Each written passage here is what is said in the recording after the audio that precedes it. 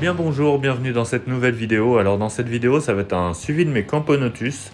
Ça fait un petit moment que j'en ai pas fait, donc on va voir mes Camponotus barbaricus, mes Camponotus vagus, les Camponotus cruentatus qui sont en dessous. Dans les tubes à essai, en dessous la petite plaque rouge, il y a les Camponotus liniperda et les Camponotus herculeanus. Et là, on va commencer par les Camponotus sylvaticus. Alors avec Camponotus sylvaticus, c'est une fourmi que j'aime bien, très jolie, de taille moyenne. Elle veut un nid assez sec, il faudrait maximum 10% d'humidité du nid, donc je leur mets un petit peu d'humidité de temps en temps, mais elles ont tendance à se sauver dès qu'il y en a, donc je les laisse comme ça.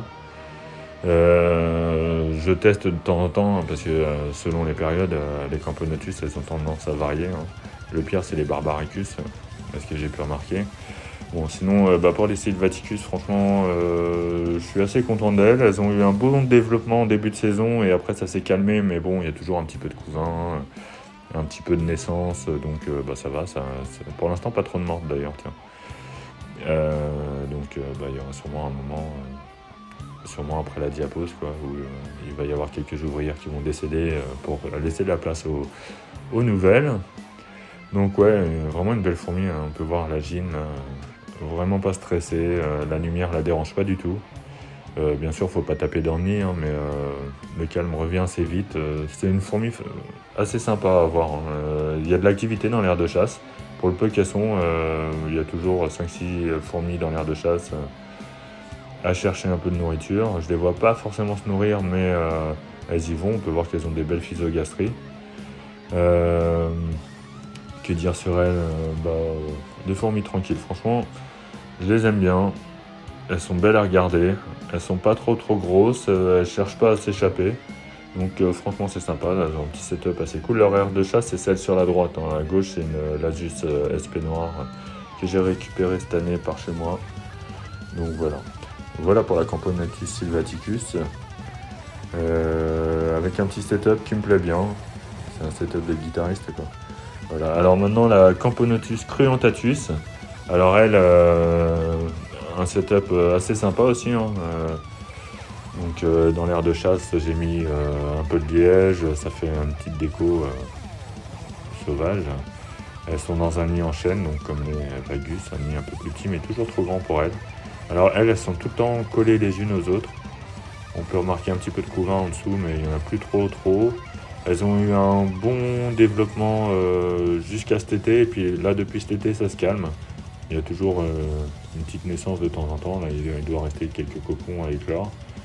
Elles, comme les sylvaticus, je pense qu'elles seront en diapause au mois de novembre.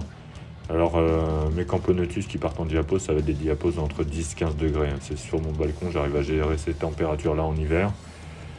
On peut voir que la gine a vraiment des beaux reflets, hein. C'est une belle fourmi, quoi. Assez balèze, trapue. Les ouvrières pareil, elles sont bien gavées, belle physogastrie. Les ouvrières sont un petit peu plus ternes que la reine, parce que la reine a vraiment des belles couleurs, quoi. Là on peut voir qu'il y a un cocon, donc quelques œufs en dessous. D'ailleurs la gine se pousse histoire de nous montrer ça, mais c'est plus un couvain énorme, mais bon, je suis pas déçu du développement qu'il y a eu cette année.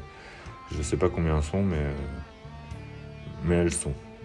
Donc voilà l'aire de chasse. Alors il n'y a jamais trop de... Par contre elles se bagarrent pas dans l'aire de chasse, il y en a toujours une ou deux, mais pas plus. Donc voilà pour mes Camponotus cruentatus. Là on va voir mes Camponotus vagus. Alors elles, on les a vues il n'y a pas longtemps, hein. Je crois que la dernière vidéo que j'ai fait c'était sur elles. Un setup qui me plaît bien, en fait tous mes setups me plaisent, et puis quand ça me plaît pas je change au fur et à mesure.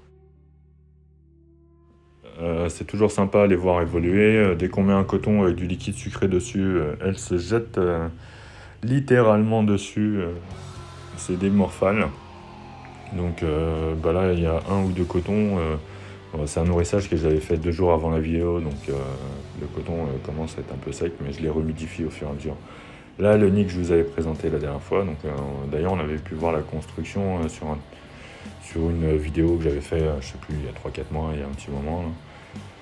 Voilà, donc vu que les Prudentatus, je trouvais qu'elles se plaisaient pas mal dedans, je me suis dit, tiens, au lieu d'avoir les deux nids en plâtre pour les Vagus, pourquoi pas les mettre dans le nid en chêne. Elle devrait pas le creuser, le bois est assez sec. Alors là, dans cette pièce-là, c'est là où il y a pas mal de fourmis mortes. Mais bon, ça va, en gros, il y en a une petite dizaine. J'ai surveillé le truc, il n'y a pas une nouvelle morte. Enfin, rien de bien exceptionnel, donc ça va. Il y a encore un petit peu de couvain. D'ailleurs, depuis ces images-là, j'ai remarqué que la reine avait repondu pas mal. Donc c'est bizarre par rapport à l'année dernière. L'année dernière, au mois d'août, elles avaient arrêté de pondre. C'était hop. Elle continuait de s'occuper des larves, tout ça, et jusqu'au cocon. Il y a eu des naissances jusqu'au mois de septembre, octobre. Mais là, il y a encore des pontes. Donc il y a encore pas mal de pontes même. Donc je referai peut-être une vidéo, un de ces quatre, sur ça. Voilà, donc sinon, comme je disais, le setup me plaît bien. Là, c'est une grosse aire de chasse, hein, mais elles en ont besoin d'une grosse aire de chasse, mine de rien. Donc après, quand le nid sera plein, peut-être qu'il faudra une aire de chasse encore plus grosse. Allez, maintenant mes Camponotus barbaricus. Alors là, c'est mes fourmis quand même préférées. J'ai longtemps galéré avec elles, hein. La première année, c'est la folie. Elles sont passées de tubes, bannies, il y avait des décès, comme je dis à chaque coup, hein, j'arrivais pas à en avoir plus de 10, et donc après diapose, là en début d'année, elles sont passées de 10 à, là je pense qu'elles sont à 70-80, c'est impressionnant.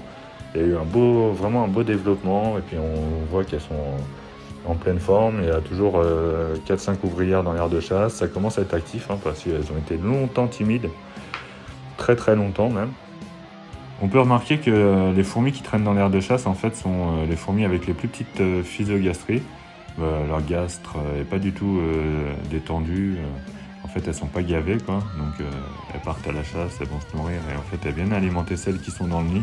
Parce que là, vous pouvez voir que niveau physogastrie, ça va, quoi. On se rend compte que les fourmis mangent bien. Il y a pas mal de couvains, d'ailleurs, je trouve, pour la période. Franchement, il y a eu de la ponte et tout. La reine est bien productive. C'est impressionnant par rapport à l'année dernière. Du coup, c'est une espèce qui commence à bien me plaire. Bon, elle m'a toujours plu esthétiquement, en fait. Elle est vraiment belle, quoi. Des grandes ouvrières. Pour l'instant, j'ai pas de major, mais il y a des beaux médias. La gine est productive. Bon, là, on peut voir que c'est une gine qui a une patte cassée. Et il lui manque un petit bout d'antenne, mais bon, ça la gêne vraiment pas dans sa ponte, hein. Vous pouvez voir qu'il y a pas mal de couvains, il y en a un petit peu à droite à gauche, quoi. C'est vraiment étonnant, hein. Franchement, je m'en remets toujours pas. Mais ouais, bien productif, c'est cool. Et en fait, au début, la première année, elles stressaient pour rien. Que là, maintenant, elles sont limite agressives, quoi. Elles me regardent à travers le carreau, hein. S'il n'y a pas à bouffer, il y a intérêt de leur mettre à manger vite fait.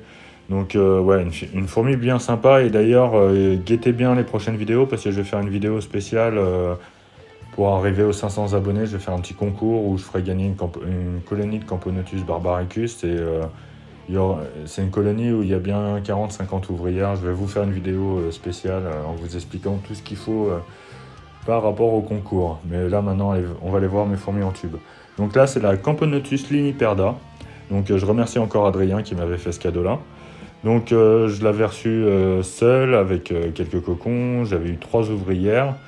Il y en a une qui s'était fait bouffer et depuis il y a une nouvelle ouvrière, donc elles sont toujours 3. Alors là, ça c'est une fourmi qui va bientôt partir en diapose, hein, ça se voit là. Maintenant elle n'est pas très active, la gigote parce que je l'ai dérangée, hein. Je l'ai sorti de sa petite cachette pour la mettre sur le papier à carreaux. Ça permet de se rendre compte un peu de la taille de la fourmi. Et du coup, ça permet de se rendre compte qu'elle fait pas loin des 2 cm, elle remplit 4 carreaux, donc elle a tendance à être un peu recroquevillée sur elle-même, donc ça lui donne un petit côté trapu, mais elle est bien balèze, hein. Et maintenant, on va voir sa cousine, la Camponotus herculeanus. Donc elle aussi, c'est la diapose, hein. Il n'y a plus du tout d'évolution. Je l'avais mis dans un petit module de fondation, je vous avais montré ça en vidéo, mais depuis, je l'ai repassé en tube parce qu'en fait... le module de fondation était trop grand et il y avait plus, ça a bloqué l'évolution. J'ai perdu 3 ouvrières, donc depuis qu'elles sont en tube, il n'y a plus de mortes. Déjà, c'est déjà pas mal, mais par contre, il n'y a aucune progression du couvain. Elle est en diapose, hein. Donc là, j'attends que ça se rafraîchisse un peu à l'extérieur.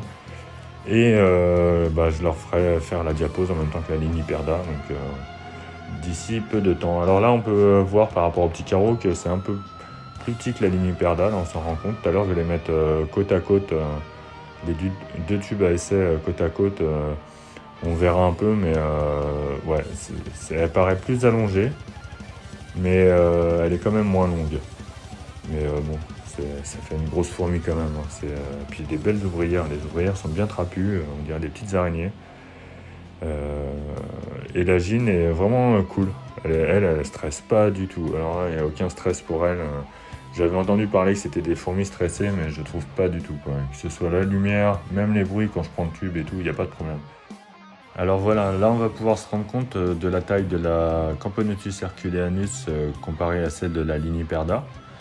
Donc bon, c'est pas très juste, pas très correct, parce que la ligne Hyperda a tendance à se recroqueviller, donc on a l'impression qu'elle fait que 3 carreaux, mais elle fait bien 4 carreaux, et la Herculeanus fait on va dire 17 mm, quoi.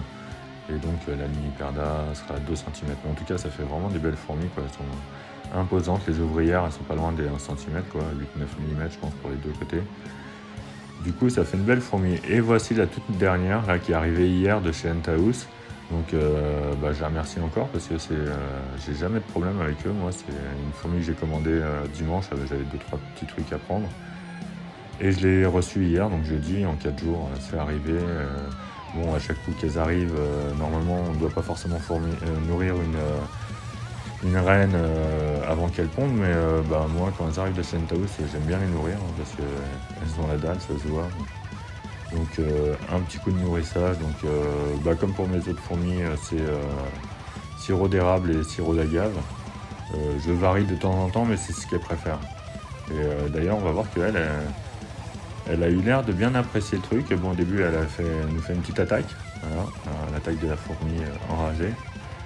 On peut voir qu'elle est en forme, hein, du coup, parce que c'est bien défendu tout de suite. Il y a une petite grappe d'œuf, donc à voir si ça va évoluer avant la diapose ou si ce sera après diapose. De toute façon, je ne vais pas la chauffer parce que là, comme toutes mes autres fourmis, que ce soit les Camponotus ou les autres, je ne les chauffe plus depuis le mois de juillet en fait. J'ai arrêté le chauffage. Et maintenant, les températures sont encore assez bonnes, donc ça va, mais ça va baisser tranquillement. Donc je vais les laisser comme ça maintenant. Donc là, c'est bien nourri, hein. On peut voir que le gastre nous fait une belle physogastrie. Ça lui, maintenant, je ne vais plus la nourrir avant qu'elle ait des ouvrières, sauf si jamais elle n'a pas d'ouvrière avant le diapose, et je verrai selon ses réserves. Donc je vous remercie d'avoir regardé cette vidéo, hein. C'était un peu plus long que d'habitude. Je vais essayer de faire des vidéos un peu plus longues si ça vous plaît, pour voir ça. N'hésitez pas à me le dire en commentaire, hein. N'hésitez pas à me faire des retours aussi sur la nouvelle application que j'utilise pour le montage. Donc je vous remercie d'avoir regardé. Allez, je vous dis à ciao.